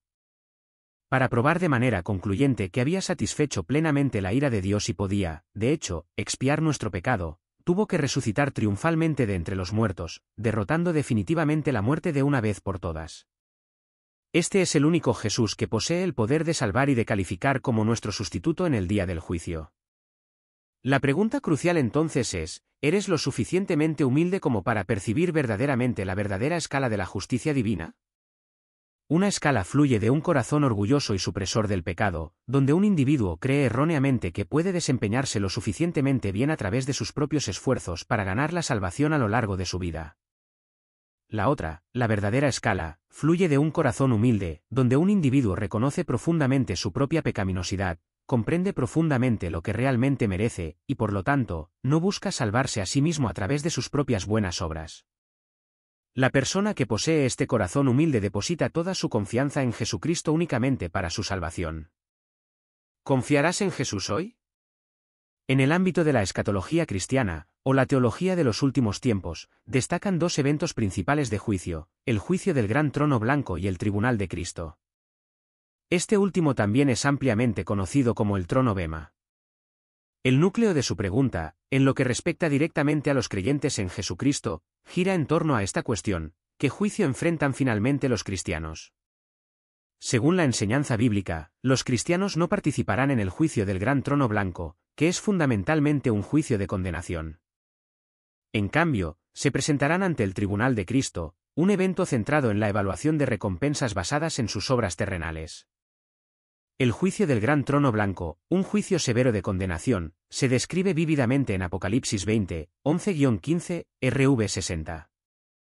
Es específicamente el juicio de los muertos no salvos, en otras palabras, para aquellos que no recibieron la salvación mediante la fe en Jesucristo. Este juicio conduce inexorablemente a la separación eterna de Dios, culminando en lo que la Biblia se refiere como la segunda muerte, que es el lago de fuego eterno. Crucialmente, este juicio no se aplica a aquellos que han aceptado a Jesucristo como su Salvador.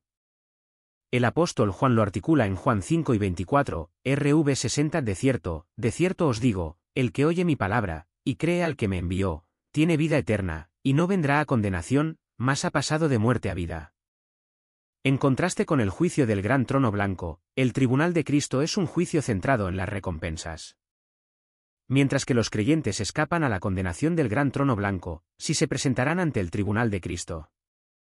Este importante evento se menciona en 2 Corintios 5 y 10, RV 60, porque es necesario que todos nosotros comparezcamos ante el tribunal de Cristo, para que cada uno reciba según lo que haya hecho mientras estaba en el cuerpo, sea bueno o sea malo.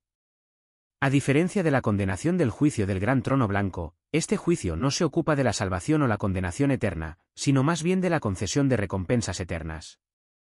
Sirve como una evaluación de las obras y el servicio de un creyente durante su vida terrenal. Es absolutamente vital comprender que estas recompensas no son, de ninguna manera, equivalentes a la salvación. La salvación es un don gratuito de Dios, recibido únicamente mediante la fe en Jesucristo, y no se gana por obras, Efesios 2, 8-9 RV 60. El juicio en el trono Bema se trata enteramente de cómo los creyentes han vivido su fe, la manera en que han servido a Cristo y, más profundamente, los motivos subyacentes a sus acciones.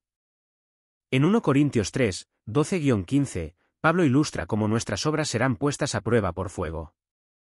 Si lo que se ha construido soporta la prueba, el constructor recibirá una recompensa. Si es consumido por el fuego, el constructor sufrirá pérdida, pero finalmente se salvará. Esta profunda comprensión del tribunal de Cristo debe servir como una poderosa inspiración y un desafío para que vivamos fielmente.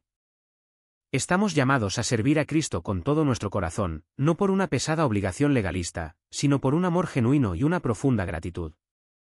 A medida que sembramos semillas de fe aquí en la tierra, esperamos ansiosamente el día en que nos presentemos ante Cristo, no para enfrentar la condenación, sino potencialmente para recibir recompensas que reflejen bellamente su gracia y nuestra respuesta fiel y amorosa a ella. Hebreos 2, 1-4 nos implora, por tanto, es necesario que con más diligencia atendamos a las cosas que hemos oído, no sea que nos deslicemos. Porque si la palabra dicha por los ángeles fue firme, y toda transgresión y desobediencia recibió justa retribución, ¿cómo escaparemos nosotros, si descuidamos una salvación tan grande, la cual, habiendo comenzado a ser anunciada por el Señor, nos fue confirmada por los que oyeron, testificando Dios juntamente con ellos, con señales y prodigios y diversas maravillas, y repartimientos del Espíritu Santo según su voluntad? Romanos 14, 10-12 añade además, pero tú, ¿por qué juzgas a tu hermano? ¿O tú, por qué menosprecias a tu hermano? Porque todos compareceremos ante el tribunal de Cristo. Porque escrito está, vivo yo, dice el Señor, que toda rodilla se doblará ante mí, y toda lengua confesará a Dios. De manera que cada uno de nosotros dará a Dios cuenta de sí. Y 2 Corintios 5-10 reitera, porque es necesario que todos nosotros comparezcamos ante el tribunal de Cristo, para que cada uno reciba según lo que haya hecho mientras estaba en el cuerpo, sea bueno o sea malo. El mensaje es claro y universal, seas quien seas, hombre o mujer, niño o niña, robusto o de baja estatura, rico o pobre, bajo o alto, blanco o negro, rubio o pelirrojo, amarillo o moreno, heredero o esclavo, predicador o no predicador, y sin importar si crees o no en la Biblia y el mensaje del fin de los tiempos de nuestro Señor Jesucristo a través del hermano William Branham, en cumplimiento de Malaquías 4, 5-6, Lucas 5:30, Apocalipsis 10, 7, indudablemente serás juzgado por tus obras y las decisiones que tomaste con respecto a la monumental salvación, sacrificio y expiación del pecado, que se ofrece gratuitamente. Por eso la Biblia declara en Juan 3:16, porque de tal manera amó Dios al mundo, que ha dado a su Hijo unigénito, para que todo aquel que en él cree, no se pierda, mas tenga vida eterna. Juan 3, 17-21 amplía esta profunda verdad, porque no envió Dios a su Hijo al mundo para condenar al mundo, sino para que el mundo sea salvo por él. El que en él cree, no es condenado, pero el que no cree, ya ha sido condenado, porque no ha creído en el nombre del unigénito Hijo de Dios.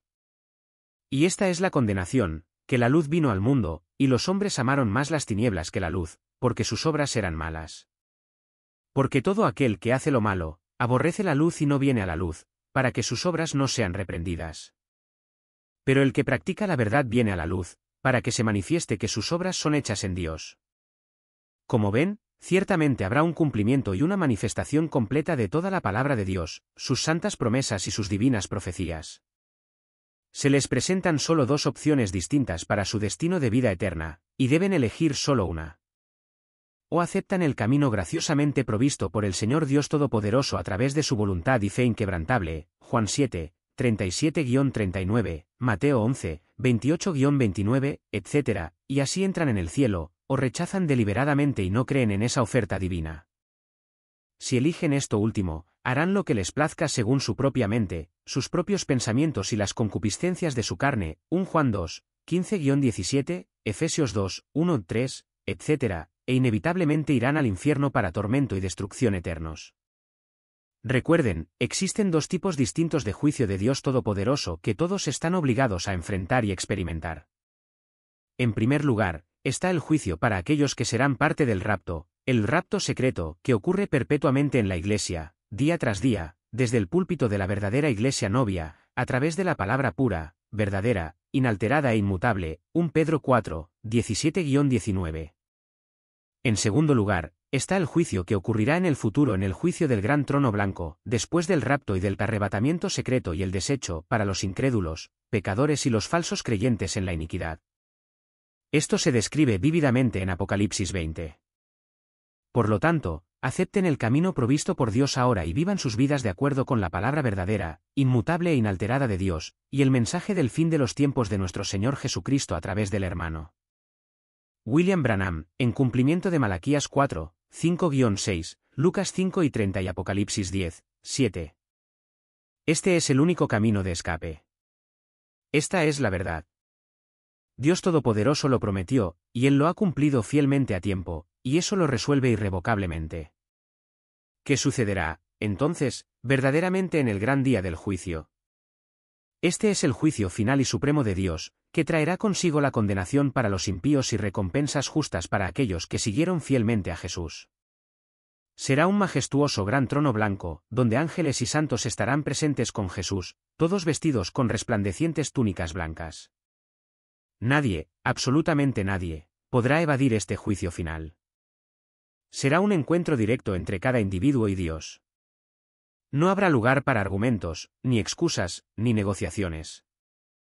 Cuando experimentemos nuestra primera muerte en esta tierra, posteriormente nos enfrentaremos a este gran día del juicio, como leemos en Hebreos 9, 27-28, y de la manera que está establecido para los hombres que mueran una sola vez, y después de esto el juicio, así también Cristo fue ofrecido una sola vez para llevar los pecados de muchos, y aparecerá por segunda vez, sin relación con el pecado, para salvar a los que le esperan. Todos compareceremos ante Jesús en su gran trono blanco, como se explica exhaustivamente en 2 Corintios 5 y 10, porque es necesario que todos nosotros comparezcamos ante el tribunal de Cristo, para que cada uno reciba según lo que haya hecho mientras estaba en el cuerpo, sea bueno o sea malo. Cada individuo será juzgado meticulosamente según sus palabras habladas, sus acciones, sus obras y sus hechos. Job 34, 10-11, Salmos 62, 12, Proverbios 12 y 12, Apocalipsis 8 y 12.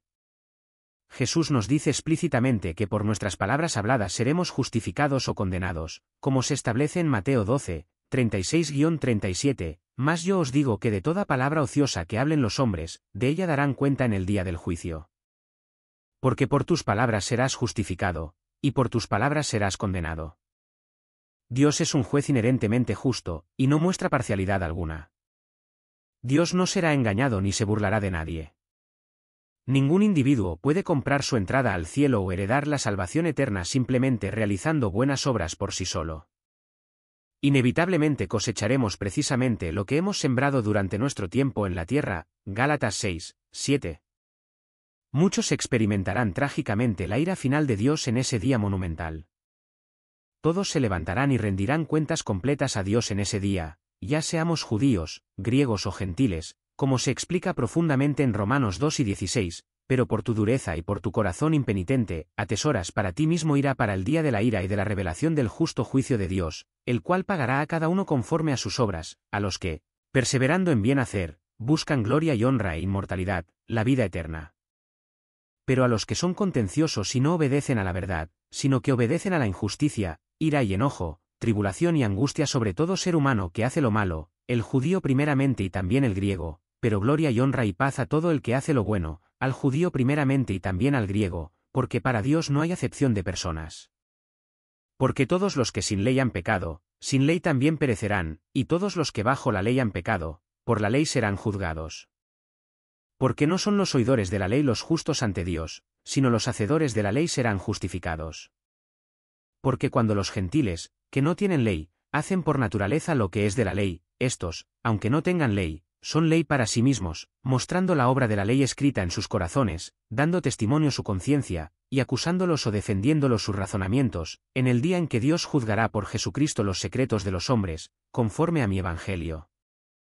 La Biblia también revela que en ese día, toda rodilla se doblará, y toda lengua confesará que Jesús es el Hijo de Dios. Romanos 14, 11-12, Filipenses 2, 9-11.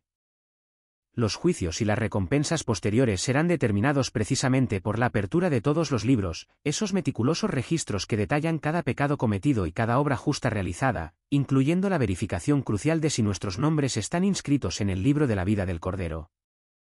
El profeta Daniel nos proporciona una magnífica visión de Jesús como el juez que preside el juicio del gran trono blanco, como leemos en Daniel 7, 9-11, estuve mirando hasta que fueron puestos tronos, y se sentó un anciano de días, cuyo vestido era blanco como la nieve, y el cabello de su cabeza como lana limpia, su trono llama de fuego, y sus ruedas fuego ardiente.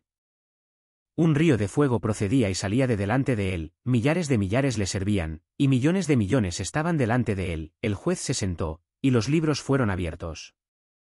Yo entonces miraba a causa del sonido de las grandes palabras que hablaba el cuerno, y mientras miraba, mataron a la bestia, y su cuerpo fue destrozado y entregado para ser quemado en el fuego. Todos los malhechores y los incrédulos que rechazaron a Jesús, sus nombres no aparecerán en el libro de la vida, y su castigo eterno se conocerá como la segunda muerte. Muchos que erróneamente creen que fueron buenos, justos o suficientemente religiosos se sentirán profundamente conmocionados y tristemente equivocados cuando Jesús les declare, «Apartaos de mí. Nunca os conocí», Mateo 7, 21-23. Debemos cultivar una relación genuina y viva con Jesús caminando íntimamente con Él y realizando fielmente su voluntad para nosotros cada día. De lo contrario, nos equivocaremos tristemente, porque habrá lloro y crujir de dientes, Lucas 1:28. Todos los impíos y malhechores, falsos profetas y falsos maestros sufrirán tormento eterno en el lago de fuego, el infierno, junto con Satanás, el anticristo, el falso profeta y sus ángeles caídos, Daniel 7:11, Daniel 12, 1-2, Judas 1, 12-15, Apocalipsis 7:20, Apocalipsis 8:10, Apocalipsis 21, 6-8. Presenciamos la misma explicación articulada por el apóstol Juan, como se establece en Apocalipsis 20, 11-15, y vi un gran trono blanco y al que estaba sentado en él, de cuya presencia huyeron la tierra y el cielo, y ningún lugar se encontró para ellos. Y vi a los muertos, grandes y pequeños, de pie ante el trono, y se abrieron unos libros, y se abrió otro libro, que es el libro de la vida, y los muertos fueron juzgados por las cosas que estaban escritas en los libros, según sus obras. Gracias por ver y manténganse atentos al próximo vídeo. Una estación de investigación británica en la Antártida está siendo cerrada por tercer invierno consecutivo, una decisión que llega en medio de una serie de fenómenos inexplicables y crecientes. Adentrarse en los anales de las eras de hielo revela un profundo laberinto de misterio, con susurros de una cueva oculta en la Antártida que sirve como una abertura a una tierra desconocida. Mientras un colosal iceberg de 1 billón de toneladas se desprende del continente helado, representando una grave amenaza para la Tierra, Elon Musk toma la drástica e inaudita medida de abogar por el cierre completo de la Antártida. Esta trascendental decisión, supuestamente impulsada por asombrosos descubrimientos capturados a través de imágenes de drones, ha desatado una tormenta de curiosidad global y ferviente especulación. ¿Qué podría haber sido desenterrado bajo el formidable hielo para provocar una medida tan radical? Únase a nosotros mientras exploramos meticulosamente las verdades ocultas que pueden haber estado enterradas en la Antártida durante milenios, y descubrimos los profundos secretos que poseen el poder de remodelar fundamentalmente nuestra comprensión del mundo entero. Enfrentado a estos misterios convincentes y profundamente inquietantes, un oficial naval retirado forjó una alianza inesperada con una tenaz periodista de investigación, embarcándose en una búsqueda para desenterrar secretos que poseían el potencial de reescribir fundamentalmente la historia. Juntos, se sumergieron en un laberinto de hallazgos sorprendentes bajo la impenetrable superficie helada de la Antártida, uniendo meticulosamente pistas que señalaban inequívocamente la existencia de una base naval clandestina, potencialmente vinculada a objetos voladores no identificados. Sus revelaciones explosivas no solo han despertado la curiosidad incluso de los escépticos más recalcitrantes, sino que también han encendido la imaginación de aquellos que albergan una profunda creencia en la vida extraterrestre. La noción misma de que evidencia tangible de seres de otro mundo podría yacer oculta bajo la vasta y congelada extensión de la Antártida es tan cautivadora como absolutamente asombrosa. Como llegó Brian, un experimentado exoficial de vuelo naval, a creer inequívocamente en la existencia de tal base alienígena. ¿Y cuáles serían las implicaciones monumentales si los líderes más poderosos del mundo estuvieran ocultando deliberadamente un secreto de tal profunda magnitud? Las respuestas a estas preguntas se remontan a principios de 2015, cuando Linda Moule, una periodista de investigación impulsada, recibió un mensaje críptico e intrigante de Brian, quien para entonces se había retirado del servicio. En su mensaje, Brian hizo referencia explícita a su extenso tiempo en la Antártida durante las décadas de 1980 y 1990, un periodo durante el cual acumuló más de 4.000 horas de vuelo. Fue durante estas numerosas misiones que se encontró con una serie de fenómenos inexplicables que, desde entonces, habían perseguido profundamente sus recuerdos. El convincente relato de Brian plantea preguntas significativas e incómodas sobre la transparencia global y las implicaciones de gran alcance de las verdades deliberadamente ocultas. Si sus afirmaciones son finalmente validadas, poseen el poder de revolucionar nuestra comprensión histórica y revelar secretos sin precedentes sobre el continente helado y desolado. Durante una misión en particular, Brian fue testigo de un espectáculo extraordinario, una abertura perfectamente circular excavada en el hielo, que conducía a una cueva misteriosamente brillante. Este increíble descubrimiento ocurrió durante un vuelo no planificado a través de una zona de exclusión aérea designada, precipitado por una emergencia médica reportada. A medida que su tripulación se acercaba a la ubicación precisa, observaron una entrada masiva e inclinada, de casi 200 pies de ancho, meticulosamente tallada en el espeso hielo. La magnitud y la naturaleza enigmática de esta estructura insinuaban acertijos más profundos y sin resolver ocultos bajo el terreno congelado de la Antártida. Imaginen volar sobre una de las regiones más remotas y vírgenes del planeta, solo para ver un misterioso y enorme agujero que invita a lo desconocido absoluto. La confluencia de las circunstancias que rodearon su descubrimiento y el espacio aéreo restringido preexistente solo sirvió para profundizar el misterio y alimentar una intensa especulación. ¿Podría ser esto realmente una base alienígena, al acecho en las gélidas profundidades? Y si es así, ¿por qué un hallazgo tan asombroso se mantendría deliberadamente oculto al público? La idea misma de que entidades poderosas y clandestinas pudieran suprimir activamente el conocimiento de una importancia tan inmensa es profundamente inquietante. Nos obliga a confrontar la incómoda posibilidad de cuántas otras verdades fundamentales sobre la vida, nuestro planeta y el vasto universo podrían estar deliberadamente ocultas a la humanidad. La revelación de una fortaleza alienígena anidada en la Antártida sin duda desafiaría los límites mismos de la comprensión humana e inevitablemente provocaría una reevaluación radical de nuestro lugar en el cosmos. A medida que Brian y su intrépida tripulación se acercaban a la enigmática formación de hielo, los sensibles instrumentos de su aeronave comenzaron a funcionar mal de manera errática, con sistemas críticos mostrando errores alarmantes. La gravedad de estas fallas fue tan pronunciada que la tripulación se vio obligada a ejecutar un reinicio de emergencia de los sistemas. Esta extraña y penetrante interferencia dejó a todos a bordo profundamente inquietos, lo que provocó ansiosas especulaciones sobre la naturaleza de la fuerza lo suficientemente poderosa como para interrumpir su equipo avanzado simplemente por proximidad. El misterio solo se profundizó cuando Brian se enteró de que todos los registros oficiales relacionados con este extraordinario evento habían sido confiscados inmediatamente por altos funcionarios. Para agravar su frustración y sensación de aislamiento, tanto él como su copiloto se encontraron marginados por sus compañeros, lo que provocó importantes tensiones personales y profesionales. Sin embargo, este aislamiento impuesto, paradójicamente, fortaleció la inquebrantable determinación de Brian de compartir públicamente su historia, y en última instancia, exponer la profunda verdad. Linda Moule, impulsada por sus instintos periodísticos innatos y la ferviente determinación de Brian, profundizó en sus experiencias. Brian relató una misión específica en 1987 que comenzó como una entrega de suministro rutinaria desde la estación McMurdo. Sin embargo, este vuelo aparentemente ordinario dio un giro asombroso cuando la tripulación tropezó con un campamento abandonado situado en una parte remota e inexplorada de la Antártida.